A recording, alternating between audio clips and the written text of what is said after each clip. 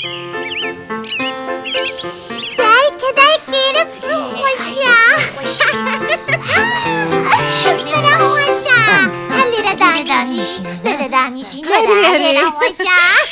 جێگەی سەر سەوز و بەرجەوەندارێکە. ئیسە لەکوێ دانیشین؟ زووکەن نەخراوی کەس مناڵەکانیش حەز بە ئێراکەن.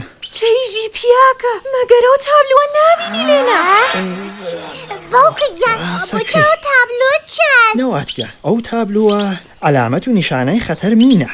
دایکە من چەس؟ مین شتێکە فرە پڕخەتەر. وەختێ دوودانە وڵات ئەبێتە شەڕ و داوایان لێناو شەڕەکەیانە لە ئەبزار وەسایل ئێستفاداکەن کە دانێکی مینە. مینەکان شکلگەل جۆرواجۆریان هەست. بەخاتر ئەوە دوژمن نەیان بینیت بەڕەنگ خاکن و لە ژێر دار و لای گژوگیا یا لە ژێر کچک و کڵۆ لە ڕێگای خاکی وا مەردەم کەمتر هاتوو چووەکەن ئەیان شارن تا هەر کەس پاینیابانی پێپیە کە بەداخە و ئەوێتە باعیس قەتبوون دەسوپا یا خوای نەکردە مردن ئەو کەسە.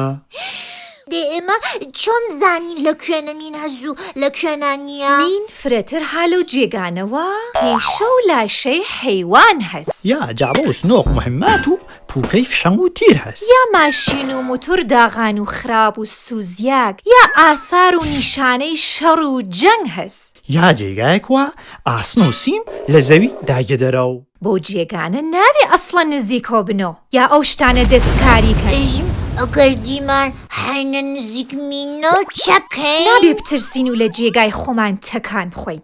هەر لێنە هاوار و داب بکەین و کۆمەک بخوازین.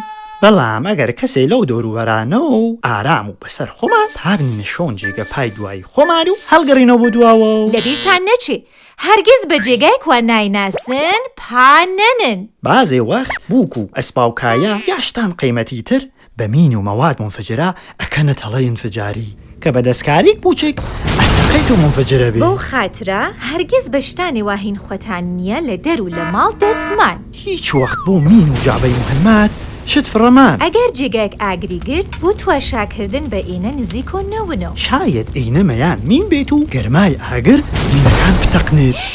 دەخەستە ئیتر زووکەن کەفنە ڕێگە تا دێرنۆگە بڕین و جێگایەک تر بدۆزینەوە. بڕین جێگەی خۆش بدۆزینەوە ئێرە خۆش نییە ئێرە مینوشتەی هەست. برا ئێوەشتیکەی ئەسپاو هەڵگرن خۆ کەفر ناوێت. دەیخوات و تۆیەوە بڕن خۆمە سپاوەکان تێرم. مناڵەکان زوو بڕنە یاری باوکتان و کۆمەکیکەن.